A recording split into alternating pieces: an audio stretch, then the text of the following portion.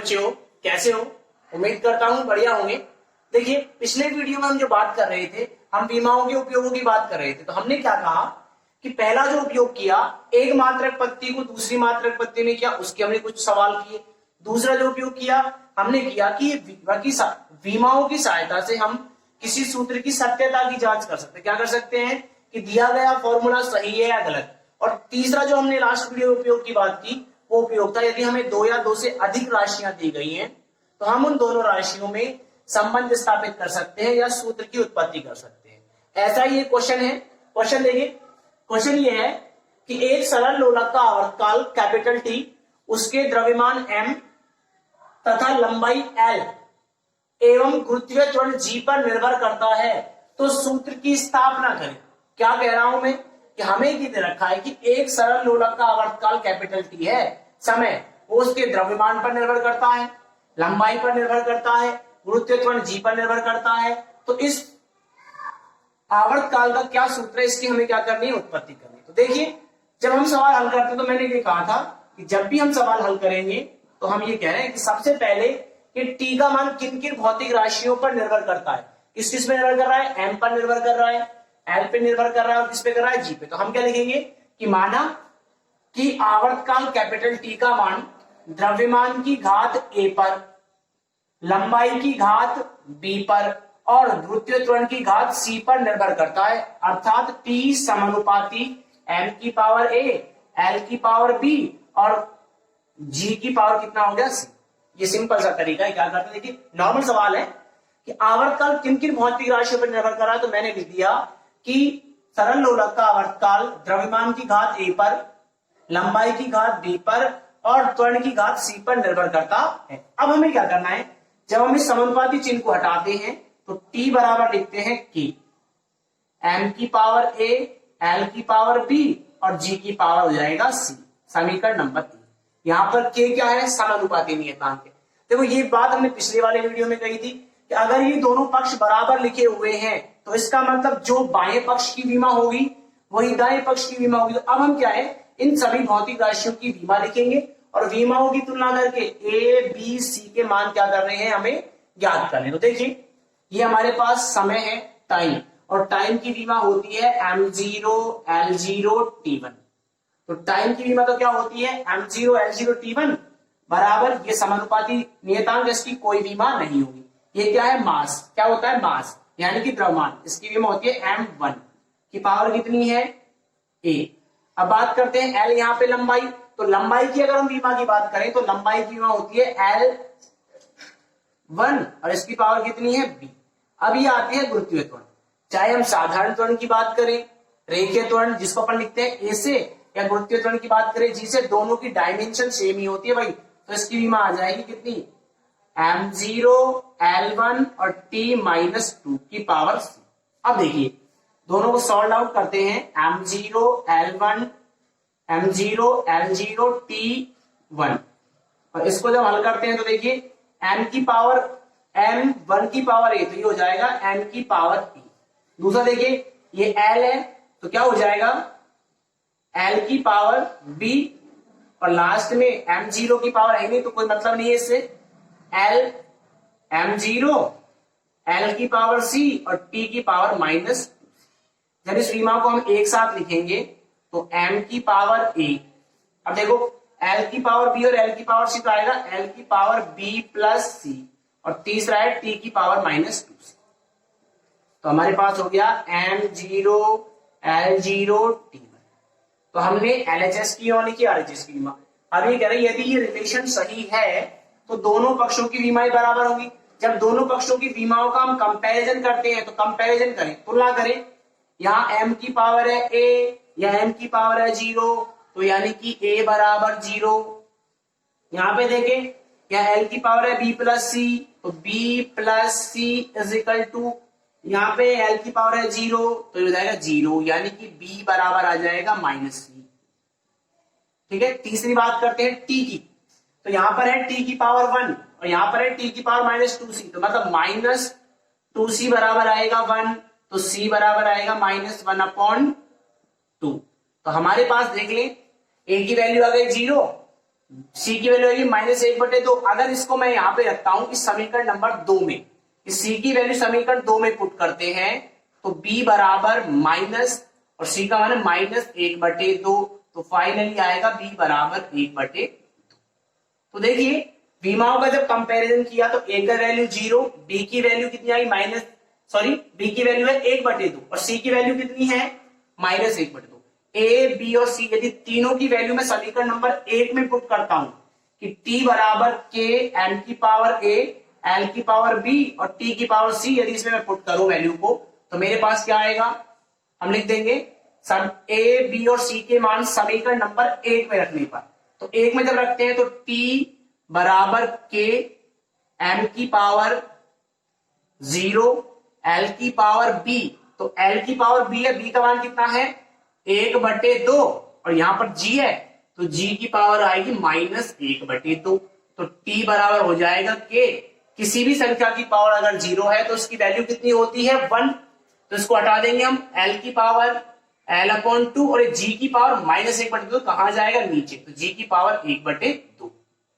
तो फाइनली देखिए t is equal to आएगा k, l की पावर 1/2 g की पावर 1/2, तो इसको मैं लिख सकता हूं l/g की पावर कितना 1/2 और 1/2 का मतलब होता है अंडर, तो k √ आएगा l/g। तो ये इसका विमाओं के हिसाब से क्या हो जाता है, फॉर्मूला हो जाता है। ठीक है बेटा, क्या कह रहा हूं मैं कि सरल लोलन का जो आवर्तकाल होता है वो कितना आता है, t बराबर k l/g होता है।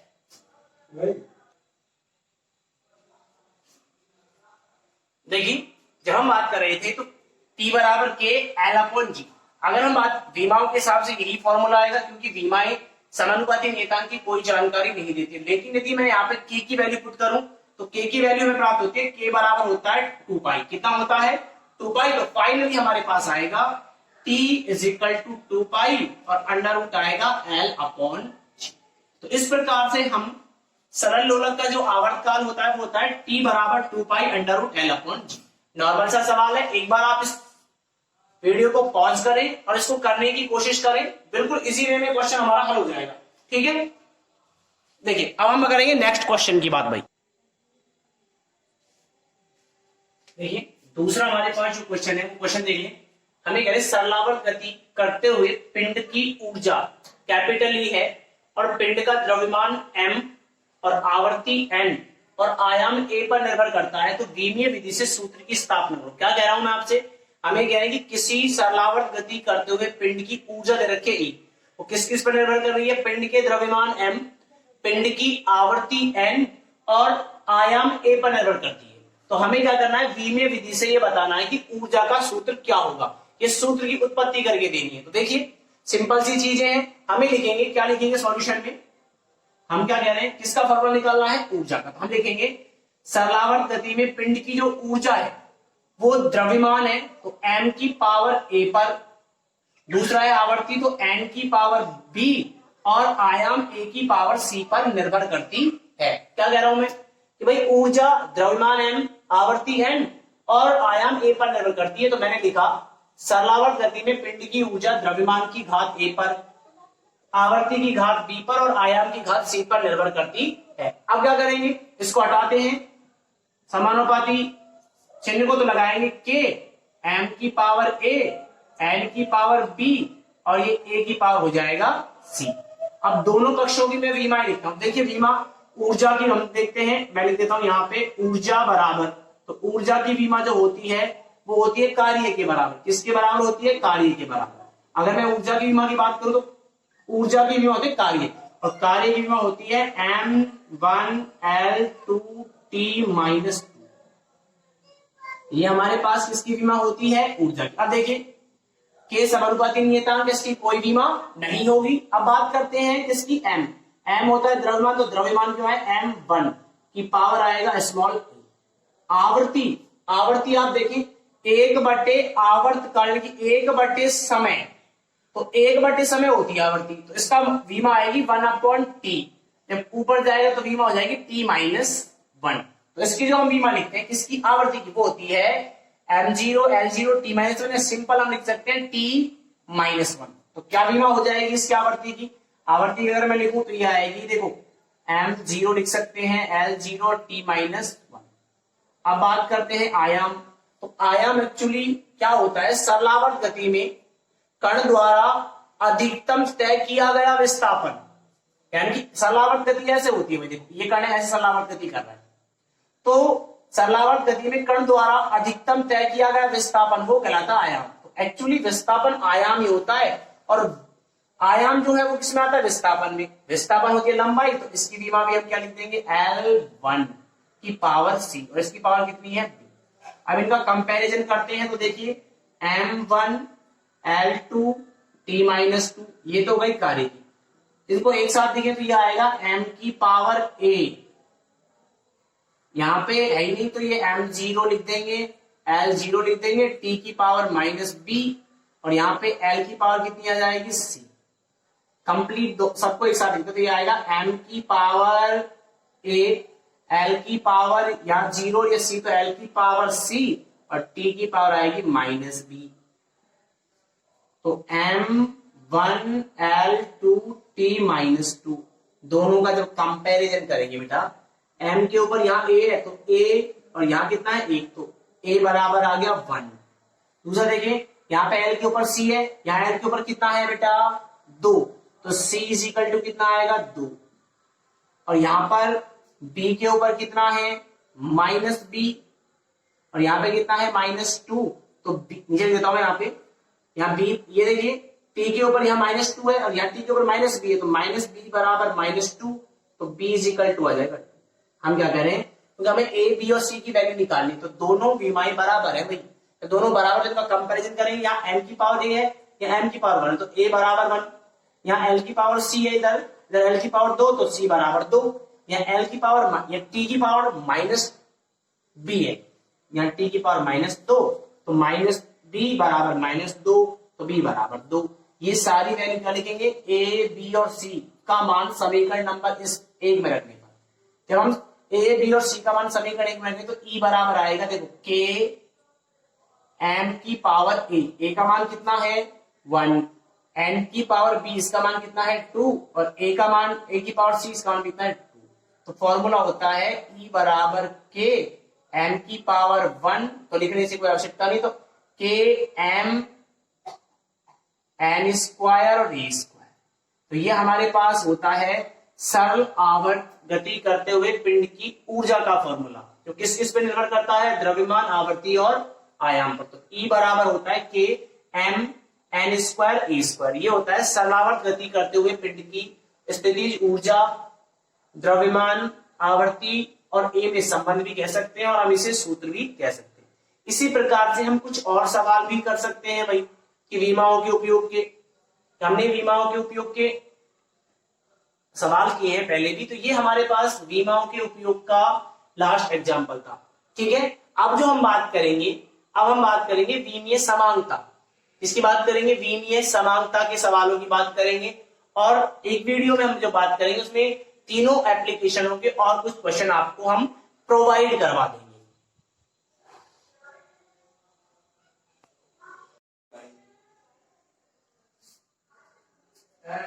देखिए अगले हम क्वेश्चन की बात करते हैं। क्वेश्चन नंबर 3 हम बात कर रहे हैं कि घूर्णन गति में किसी कण पर लगने वाला अभिकेंद्री बल F है। कितना है F, जो कण के द्रव्यमान m, वेग v और त्रिज्या r पर निर्भर करता है। तो हमें ये याद करना है कि अभिकेंद्री बल का फॉर्मूला क्या होगा। क्या कह रहे हैं हम, यदि कोई पिंड घूर्णन गति कर रहा है तो उस पर लगने वाला जो अभिकेंद्री बल वो F है, वो किस किस पर निर्भर कर रहा है, पिंड के द्रव्यमान m, वेग v और त्रिज्या r पर निर्भर करता है। तो अभिकेंद्री बल का सूत्र क्या होगा, ये मुझे कैलकुलेट करके देना है। तो देखिए वही तरीका है सिंपल सा, तीनों के तीनों क्वेश्चनों में सेम तरीका लगेगा भाई। देख लें आप इस वीडियो को जब देखें तो इन सवालों के अलावा और भी सवाल आपकी बुक में है, उन एनसीईआरटी हो, सीबीएसई की बुक हो या फिर आरबीएससी की, उनसे आप प्रैक्टिस इसकी कर सकते हैं। देखिए मैं लिख रहा हूं कि हम लिख देंगे, माना कि अभिकेंद्री बल F का जो मान है वो द्रव्यमान की घात a यानी m की घात a, कण के वेग v की घात b और त्रिज्या r की घात c पर निर्भर करता है। तो हम क्या लिखेंगे, F समानुपाती m की पावर a, v की पावर b और r की पावर c। तो ये लिखने का तरीका, कोई भी आप क्वेश्चन करें सबसे पहले ये देखते हैं कि जिस राशि का हमें सूत्र निकालना है वो अन्य किन किन राशियों पर निर्भर करता है। तो हमने क्या किया, हमने देखा कि जो अभिकेंद्र बल F है वो कण की द्रव्यमान m, वेग v और त्रिज्या r पर निर्भर करता है। तो मैंने लिखा F प्रपोर्शन m की पावर a, v की पावर b और r की पावर क्या लिख दिया मैंने c। अब देखिए समानुपाती चिन्ह हटाते हैं तो यह आएगा k, m की पावर a, v की पावर b, r की पावर c। अब देखिए नेक्स्ट हम जो बात करने वाले हैं, अब मैं दोनों पक्षों की विमाएं लिखता हूं। तो बल की विमा हम जानते हैं m1L1T-2, ये बल की विमा होती है भाई m1L1T-2। ये k कांस्टेंट है तो कांस्टेंट की तो कोई विमा ही नहीं होती है भाई। हम बात करते हैं m मास है तो मास की विमा हो गई m1 की पावर क्या लिख देंगे a। अब बात करते हैं वेग की, तो वेग की विमा हमारे पास क्या होती है L1 और T-1 की पावर b, और r है त्रिज्या, त्रिज्या हमेशा आती है लंबाई में, तो लंबाई की विमा हो जाएगी L1 की पावर c। तो देखिए जरा m1L1T-2 और आगे देखते हैं तो m की पावर 1 को ऐसे होगा m की पावर a, l की पावर b और ये m की पावर a, अब पावर के ऊपर पावर है तो गुणा करेंगे तो l की पावर b और t की पावर माइनस b, और यह जाएगा l की पावर c। l की पावर कितनी आएगी c। अब इनको हल करते हैं, देखिए तो m की पावर a, l की पावर b और l की पावर c, तो l की पावर b प्लस c और t की पावर आएगी माइनस b। अब हम दोनों विमाओं का कंपैरिजन करेंगे भाई, जब तुलना करेंगे तो यहाँ m के ऊपर लिखा हुआ है a, या m के ऊपर लिखा हुआ है 1, तो a इज इक्वल टू आएगा 1। दूसरा यहाँ पे देखिए b प्लस c बराबर कितना है 1, और ये आ गई समीकरण नंबर 2, इसको मानेंगे a। ऐसे ही minus b is equal to minus 2, देखो यहाँ t के ऊपर माइनस b है माइनस 2, तो b इज इक्वल टू कितना आएगा 2। a का मान आ गया 1, b का मान 2, इस b की वैल्यू क्या आ गया समीकरण 2 में रखना है, क्या लिखेंगे b का मान समीकरण 2 में रखने पर, जब b का मान समीकरण 2 में रखेंगे तो 2 प्लस c बराबर 1, तो c इज इक्वल टू आएगा 1 माइनस 2, तो c इज इक्वल टू आ जाएगा 1, इसका माइनस का। देख लो a की वैल्यू है 1, b की वैल्यू है 2, c की वैल्यू माइनस 1। a और b और c तीनों की वैल्यू समीकरण नंबर 1 में रखें, क्या लिखेंगे a, b व c की वैल्यू समीकरण 1 में रखने पर, तो k m की पावर 1, v की पावर कितनी है b का मान कितना है 2, और r की पावर है c मतलब माइनस 1, तो f इज इक्वल टू हो जाएगा k m v स्क्वायर और r की पावर माइनस 1 को नीचे ले गए तो r। ये फॉर्मूला होता है अभिकेंद्रीय बल का, लेकिन k की वैल्यू यहाँ पे होती है 1, तो फॉर्मूला आएगा f इज इक्वल टू आ जाएगा m v square upon r। तो ध्यान दे लें कि अभिकेंद्रीय, अगर कोई कण वृत्ताकार पथ पर गति करे, घूर्णन गति करता है, तो उस पिंड को घूमने के लिए अभिकेंद्रीय बल चाहिए, और वो अभिकेंद्रीय होता है F बराबर mv स्क्वायर अपॉन r। तो ये हमने अभिकेंद्रीय बल के सूत्र की उत्पत्ति कर दी, ठीक है। इस प्रकार से हम कुछ और क्वेश्चन भी इस उपयोग के कर सकते हैं। नेक्स्ट वीडियो में हम क्या करेंगे, तीनों जो उपयोग हैं उन तीनों उपयोगों के एक साथ क्वेश्चन करवा देंगे आपको, ठीक है। और चौथा जो है विमीय समांगता का नियम करवाएंगे, और उस पर आधारित भी कुछ क्वेश्चन है तो वो हम नेक्स्ट वीडियो में कराएंगे, ठीक है बच्चों। Thank you.